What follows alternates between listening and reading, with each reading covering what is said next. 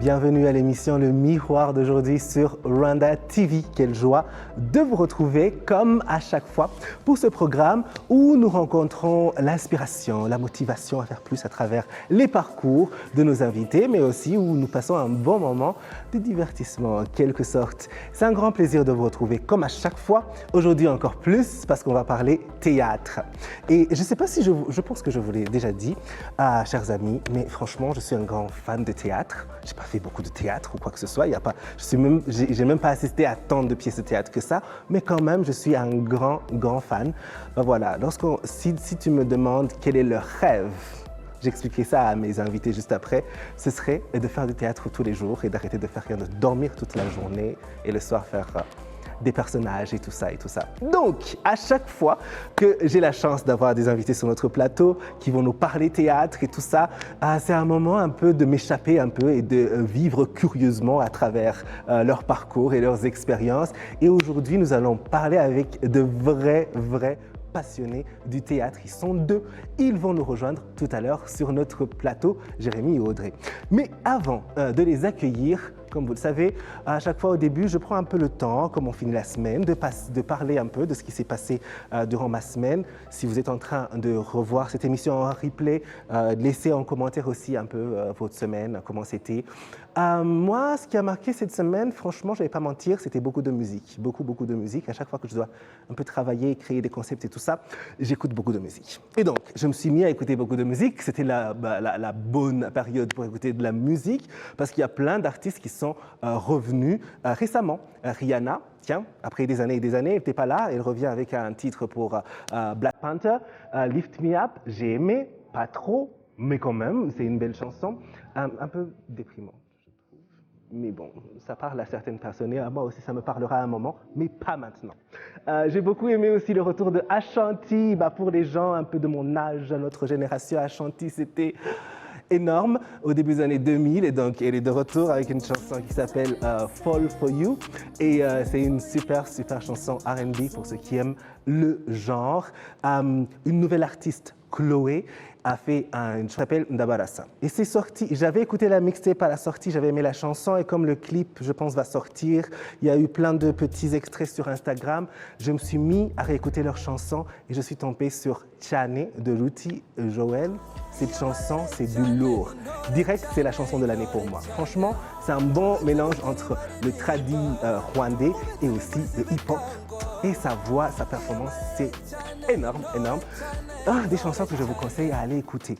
Et bien sûr, si vous avez Spotify et toutes les plateformes de streaming, il ne faut pas juste écouter que les artistes étrangers, il faut aussi soutenir les artistes d'ici. Ils ont de la bonne musique, ils ont leurs chansons là-bas. Oui, presque tous nos artistes ont leurs chansons là-bas. Et sur les plateformes de streaming, c'est là où on peut quand même, en les écoutant, les soutenir aussi financièrement dans leur travail. Donc il faut le faire. Bon, j'ai trop parlé, il faut qu'on accueille nos invités. Audrey et Jérémy, ce sont des passionnés de théâtre, ce sont des metteurs en scène et des acteurs. Ce sont nos invités aujourd'hui. Un peu plus sur eux avant de les accueillir sur notre plateau. Audrey Even et Jérémy Delaunay sont tous les deux des passionnés de théâtre. Tous les deux metteurs en scène et acteurs de la compagnie À Corps Perdu de Rennes, en France. Jérémy visite le Rwanda pour la première fois en 2016 et repart intrigué par le fait que, je cite, les Rwandais s'expriment beaucoup avec leur corps et très peu avec leur visage. En 2018, il revient avec son ami de longue date, Audrey. Les deux mènent depuis différents projets entre le Rwanda et la France, toujours autour du théâtre, notamment À quoi rêves-tu, avec lequel 15 enfants rwandais partent se produire sur scène en France en 2019 et des enfants français viennent au Rwanda en début 2022. Il y a quelques jours, le duo présentait une sortie de résidence au Centre culturel francophone du Rwanda pour un nouveau projet théâtral. Aujourd'hui, Audrey et Jérémy s'arrêtent sur notre plateau. Oh oui, on va parler théâtre avec eux. Et bien sûr, on va les mettre face au miroir. Audrey, Jérémy, bienvenue. Oui, vous pouvez venir. On applaudit. Bienvenue, comment ça va? Ça va, merci. Quelle grande joie. Et quel grand présentateur. Oui. On se fait la bise. Grande taille. Oui. On y va. me raconter. Comment allez-vous? C'est vraiment un plaisir. Et bah pareil. Et puis on s'est coordonnés, on est tous en noir. Oui, la tenue de l'acteur. Ah tiens. Voilà, moi aussi. Moi aussi, je vais mettre dans le groupe. Nous revenons juste après cette petite pause, ne bougez surtout pas. Oui, comme promis, ils sont avec nous sur notre plateau, Jérémy et Audrey. Bienvenue encore une fois, c'est un plaisir. Je disais tout à l'heure que chaque fois que j'ai des gens qui sont dans le théâtre, c'est toujours un rêve pour moi parce que je vais juste m'asseoir là, rêver et puis vous écouter. Trop bien. Oui, alors ce qui est très intéressant, c'est que vous avez une rencontre avec le théâtre, chacun à part, étant des enfants. Dans des circonstances différentes, mais quand même d'une manière un peu similaire. J'aimerais que vous nous racontiez un peu chacun comment vous avez rencontré le théâtre. Ouais. Ouais, ben, tu sais, moi j'étais très, très timide quand j'étais petit, très, très introverti. Alors ma mère à l'époque s'est dit tiens, on va l'inscrire à un atelier théâtre pour qu'il apprenne un peu à parler en public. Et du coup, elle m'a inscrite à l'âge de 9 ans et très très vite, elle a dit arrête le théâtre, on n'en peut plus de t'entendre parler. Voilà. Et du coup, j'en suis jamais sorti en fait. Oh waouh, ok. Audrey? Et ben moi, je te dirais que je me souviens pas vraiment de comment j'y suis entrée. Dans mon souvenir à moi, je fais du théâtre depuis que je suis petite, avec mes frères, avec ma sœur. À beaucoup faire de mise en scène quand je suis petite. Et j'ai commencé des ateliers théâtre assez tôt, peut-être à 9-10 ans, il faudrait demander à ma mère, mais ça je ne me souviens pas. Oui. Et pour moi, c'était vraiment l'endroit où j'avais le droit de m'exprimer pour de vrai. C'était le seul endroit où je me sentais à ma place. Ah, Voilà. waouh. Ouais, voilà, donc c'est pour ça que je disais un peu similaire, parce qu'on est timide, c'est qu'on ne veut pas nécessairement s'exprimer beaucoup en public, et aussi comme un endroit où on se sent à l'aise pour s'exprimer. Alors, vos chemins se croisent pour la première fois au lycée, et vous avez fait le même club de théâtre. Et j'aimerais savoir comment était cette expérience étant encore au lycée, et aussi si votre expérience au théâtre a impacté plus tard, jusqu'à aujourd'hui, votre vie. Au-delà juste de travailler dans le théâtre, quoi. Alors oui, on s'est rencontrés il y a 21 ans. Oui, waouh. On est vieux, on est hyper vieux. Et en fait, on n'a pas commencé le théâtre tout de suite ensemble, c'est l'année d'après. Moi, j'ai rejoint son atelier et j'ai adoré. C'est vraiment, je pense, la première expérience où je me suis dit, ou en tout cas, je me suis autorisée à me dire, je veux bien faire mon métier, être payée pour le faire. Toute ma vie, j'ai le droit de faire que ça, que ça, que ça. Comme tu dis, t'aimerais faire ça tous les soirs, comme moi. Waouh. Ok, voilà, on a déjà quelque chose en commun. Oui. Est-ce que la télé, ça t'intéresse pas un peu? Eh bien, écoutez, alors, je parle très bien le Kinyarwanda. Tiens, tu as commencé à présenter le journal en Kinyarwanda. Mesdames, messieurs, bonsoir. En Kinyarwanda. Voilà. Ok. Oui, Jérémy. Oui, je me disais, en plus, je pense que tu sais, dans la rencontre, on a fait du théâtre avec plein de gens, je pense, dans notre vie, dans notre jeunesse, dans notre enfance, mais je pense que c'est se rendre compte aussi que par l'intermédiaire du théâtre, on a aussi envie de défendre ou de raconter les mêmes choses. C'est aussi là où on s'est encore rencontrés une deuxième fois. Ouais. Voilà. D'accord. Et alors, justement, Jérémy, en 2016, c'est la première fois que tu viens au Rwanda. Tu es avec une amie sur un projet et puis tu te rends compte que, j'aime beaucoup cette citation, que les Rwandais s'expriment beaucoup avec leur corps et pas avec leur visage nécessairement. Et ce constat, qu'est-ce qu'il a créé en toi? Si tu veux, la première fois que j'ai fait du théâtre avec des enfants à Rouamagana, et j'étais quand même fasciné parce que, alors, on a tous des approches un peu différentes du théâtre. Moi, en l'occurrence, j'ai une approche assez corporelle, assez organique. Je trouve que tout vient du corps, en fait. C'est vraiment le tout début, l'essence de toute chose. Et forcément, ce que je mettais des fois des semaines, voire des mois à obtenir avec des élèves en France, parce qu'ils sont très très crispés, très raides. Là, tout à coup, je voyais des corps qui, sans problème, en fait, y allaient. Enfin, je proposais quelque chose tout de suite, les enfants. Et au début, j'étais figé que là-dessus. Et puis petit à petit, j'ai relevé le regard. Et là, je me suis rendu compte qu'on avait des visages très fermés. Et du coup, ça jouait beaucoup avec le corps, mais ça jouait pas, en fait, avec le visage. Je me suis dit, mince, mais c'est exactement l'inverse de ce qui m'arrive en France. Et du coup, oui, en rentrant, ça m'a travaillé, quoi. Je me suis dit, il faut faire quelque chose. On peut créer, qu'est-ce qu'on peut créer avec tout ça? Qu'est-ce que ça raconte, en fait, tout ça? Est-ce qu'on est si différent que ça? Parce que là, on met le doigt sur des choses, de nos différences, mais est-ce qu'on est réellement si différent que ça, quoi? Et plus tard, justement, ça t'inspirera des projets avec justement des enfants de France et du Rwanda. On va en parler tout à l'heure. Mais j'ai aussi envie de parler un peu de la première expérience de Audrey au Rwanda. Parce que c'était en 2018, lorsque tu reviens avec Jérémy. Oui. Oui, comment c'était? Eh ben, mon premier souvenir, c'est l'odeur. C'est une odeur, quand tu sors de l'avion, il y a une odeur très particulière au Rwanda. À chaque fois qu'on revient, on retrouve cette odeur. C'est la première émotion. Ma première émotion, c'est ça. J'espère que ce n'est pas une mauvaise odeur. Non, pas du tout, mais c'est vraiment typique en fait. Wow. Je crois que c'est l'odeur de la terre. Ouais, ça doit être l'odeur de la terre. Wow, Mais comme quand tu es petit, souvent, la mémoire olfactive, c'est quelque chose de très très fort. Et pour moi, c'est cette mémoire-là qui est la première émotion. Mon sentiment du Rwanda, c'est un énorme dépaysement. J'avais voyagé en Europe avant, un petit peu en Amérique du Sud, mais c'est la première fois que je me sens autant dépaysée. J'arrive à Rwamagana, j'habite chez l'habitant pendant 2 mois, dans la culture de l'habitant, qui est complètement différente de la mienne, puisque je suis l'invitée et je n'ai rien le droit de faire pendant 2 mois, rien. Je ne peux pas faire à manger, je n'ai pas le droit de débarrasser la table. Du coup, je découvre comment on vit à Rwamagana. Je rencontre des enfants. Jérémy disait, il ne s'exprime pas beaucoup par le visage, mais il y a un truc moi, un autre souvenir, c'est on dit bonjour aux enfants, ça va? Et les enfants, ils te font ce geste-là. Et nous, en France, ça veut dire je m'en fiche de ta question. Ah ouais. Okay. Et ici, en fait, au bout d'un moment, on s'est rendu compte que ça voulait dire oui. Oui. Voilà. Juste, mon souvenir, c'est pays magnifique, très vert, très rouge. La rencontre qui met un peu de temps, mais qui est très belle, un accueil très fort. Oui. Voilà. Et depuis, vous revenez souvent, vous avez travaillé, j'ai dit, sur différents projets. Il y a ce projet avec les enfants, en fait, que j'ai trouvé très intéressant, de faire jouer du théâtre à des enfants rwandais qui partent jouer du théâtre en France, et puis ceux de France qui viennent ici. J'aimerais que vous nous en parliez un peu de ce projet et de ce que vous en avez retenu. Alors, lequel? C'est 2? Je crois que c'était un seul. Ah non, la première fois, nous, on est venus à Rwamagana, on a créé un spectacle avec des enfants rwandais en français et en kinyarwanda. D'accord.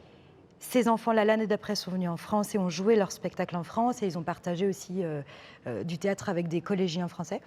Et là, cette année, en avril, c'est d'autres enfants français qui sont venus partager une pièce de théâtre avec des enfants rwandais. On a fait une co-création franco-rwandaise. D'accord, justement, c'est de ça dont je parlais. Et comment c'était? Je ne sais pas. Ça aurait été bien qu'on ait les enfants pour leur demander directement, mais je ne sais pas, à travers leurs yeux, leurs expériences, qu'est-ce que vous avez vu? C'était hyper beau, forcément, c'était une super rencontre. Si tu veux, en fait, les quelques mois qui ont précédé la rencontre, les Français, nous on travaillait avec les Français dans le collège où ils sont scolarisés à Rennes, et les Rwandais, eux, travaillaient avec leurs enseignants dans l'école de Rwamagana. Et puis on se donnait des nouvelles, on avançait en parallèle sur le même texte. Et donc, c'est-à-dire qu'eux, il leur manquait 8 acteurs, nous, il nous en manquait 8. Et quand on est arrivé en avril, il a fallu mettre tout ça en place. Ça parle en français, ça répond en kinyarwanda, etc. Donc c'était quand même... tu peux l'imaginer, pour des enfants de 12 ans, ça fait beaucoup. Alors, pour les Français encore plus, parce qu'ils arrivaient au Rwanda. Et oui, c'est pas rien d'arriver au Rwanda quand tu as 12 ans, d'arriver dans des familles à Rwamagana. Ça fait tout un tas de repères qui se délitent, quoi. Mais en fait, je pense qu'il y a eu des moments durs pour eux, parce qu'ils sont jeunes, mais en fait, ils n'avaient plus envie de repartir. J'imagine. Oui.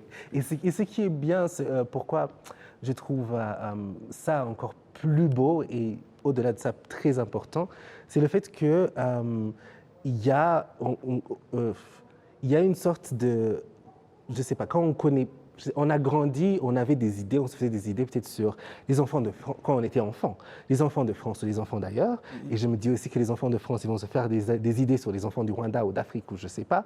Cette fois-ci, ils ont vécu avec eux, ils ont échangé.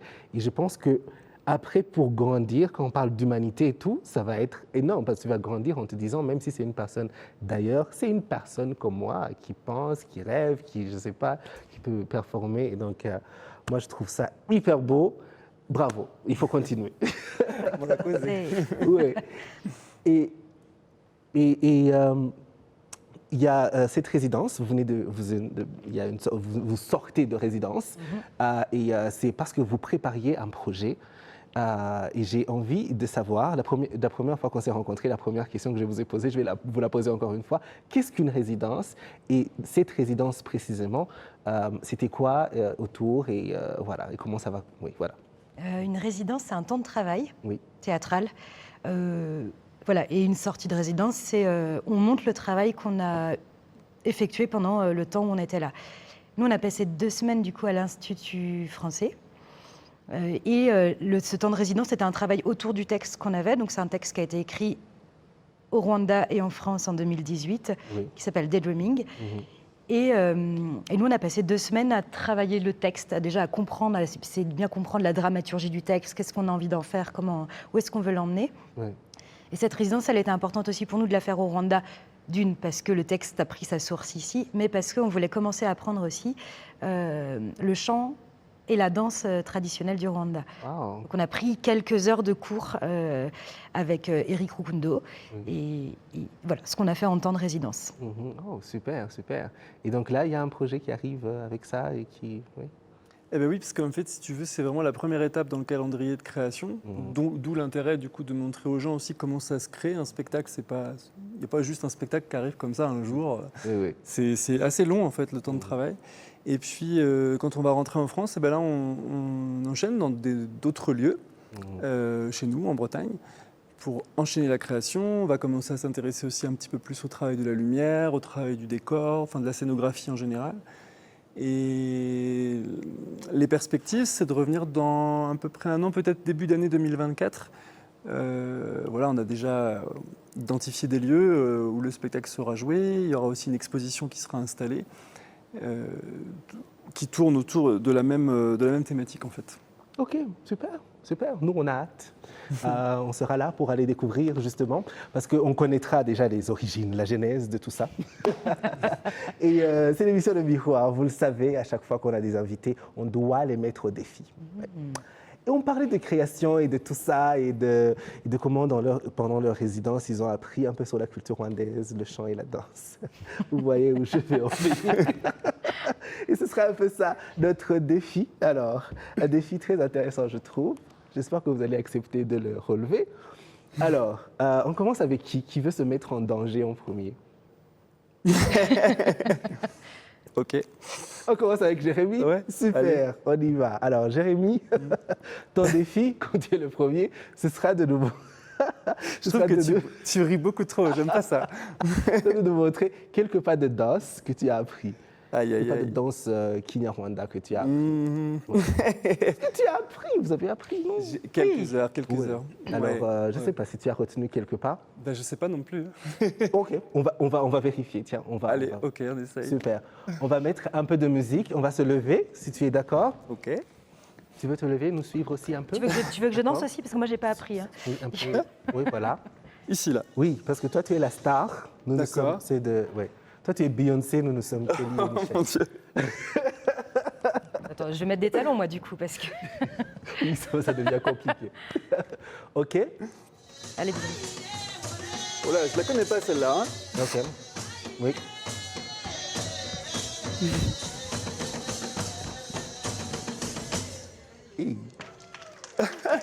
Wow, t'as vu, j'ai pas eu le temps d'aller jusqu'au bout.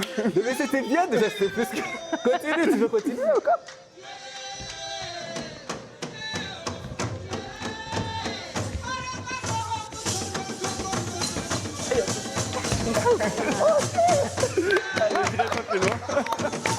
Bravo, on n'arrivait même pas à suivre.